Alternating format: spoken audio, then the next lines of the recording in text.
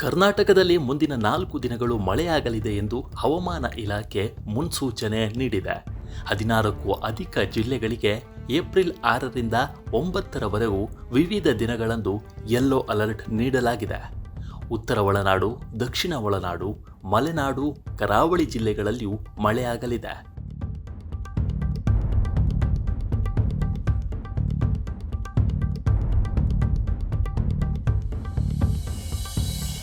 ಕರ್ನಾಟಕದಲ್ಲಿ ಪೂರ್ವ ಮುಂಗಾರು ಏಪ್ರಿಲ್ 2ನೇ ವಾರದಿಂದ ಚುರುಕಾಗುತ್ತಿದ್ದು, ಏಪ್ರಿಲ್ 6ರಿಂದ 4 ದಿನಗಳು ರಾಜ್ಯದಲ್ಲಿ ಮಳೆಯಾಗಲಿದೆ ಎಂದು ಹವಾಮಾನ ಇಲಾಖೆ ತಿಳಿಸಿದೆ.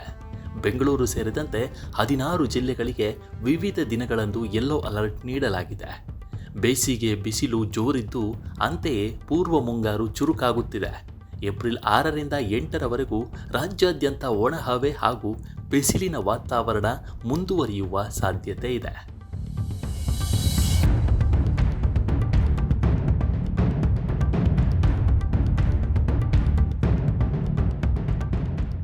ದಕ್ಷಿಣ ಒಳನಾಡು, ಮಲೆನಾಡು ಮತ್ತು ಉತ್ತರ ಕನ್ನಡ ಜಿಲ್ಲೆಗಳಲ್ಲಿ ಏಪ್ರಿಲ್ 8ರ ತನಕ ಅಲ್ಲಲ್ಲಿ ಗುಡುಗು, ಸಿಡಿಲು ಸಹಿತ ಜೋರಾದ ಮಳೆಯೊಂದಿಗೆ ಸಾಧಾರಣ ಮಳೆಯಾಗಲಿದೆ ಎಂದು ಕರ್ನಾಟಕ ಹವಾಮಾನ ಇಲಾಖೆ ತಿಳಿಸಿದೆ.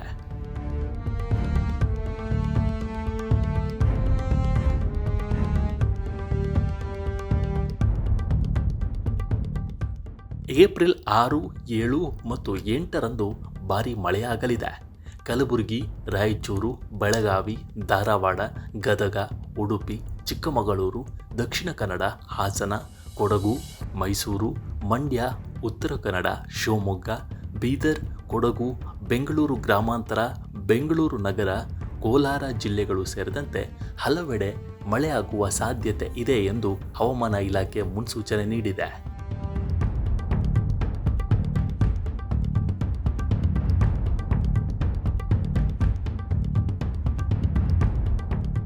ಕರ್ನಾಟಕದಲ್ಲಿ ಪೂರ್ವ ಮುಂಗಾರು ಏಪ್ರಿಲ್ 2ನೇ ವಾರದಿಂದ ಚುರುಕಾಗುತ್ತಿದ್ದು, ಏಪ್ರಿಲ್ 6ರಿಂದ 4 ದಿನಗಳು ರಾಜ್ಯದಲ್ಲಿ ಮಳೆಯಾಗಲಿದೆ ಎಂದು ಹವಾಮಾನ ಇಲಾಖೆ ತಿಳಿಸಿದೆ.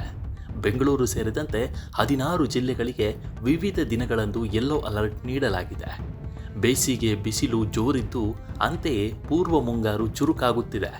ಏಪ್ರಿಲ್ 6ರಿಂದ 8ರವರೆಗೂ ರಾಜ್ಯಾದ್ಯಂತ ಒಣಹವೆ ಹಾಗೂ ಬಿಸಿಲಿನ ವಾತಾವರಣ ಮುಂದುವರಿಯುವ ಸಾಧ್ಯತೆ ಇದೆ.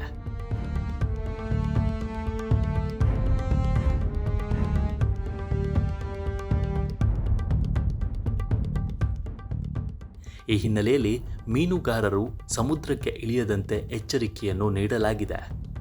16 ಜಿಲ್ಲೆಗಳು ಸೇರಿದಂತೆ ಹಲವು ಭಾಗಗಳಿಗೆ ಯೆಲ್ಲೋ ಅಲರ್ಟ್ ನೀಡಿದ್ದು, ಜನಸಾಮಾನ್ಯರು ಎಚ್ಚರಿಕೆ ವಹಿಸುವಂತೆ ಸೂಚಿಸಲಾಗಿದೆ. ನಮ್ಮ ಈ ವಿಡಿಯೋ ನಿಮಗೆ ಇಷ್ಟ ಆಗಿದ್ದರೆ ಲೈಕ್ ಮಾಡಿ, ಶೇರ್ ಮಾಡಿ ಮತ್ತು ನಮ್ಮ NCIB ಚಾನಲನ್ನು ಈ ಕೂಡಲೇ ಸಬ್ಸ್ಕ್ರೈಬ್ ಮಾಡಿ. Thank you.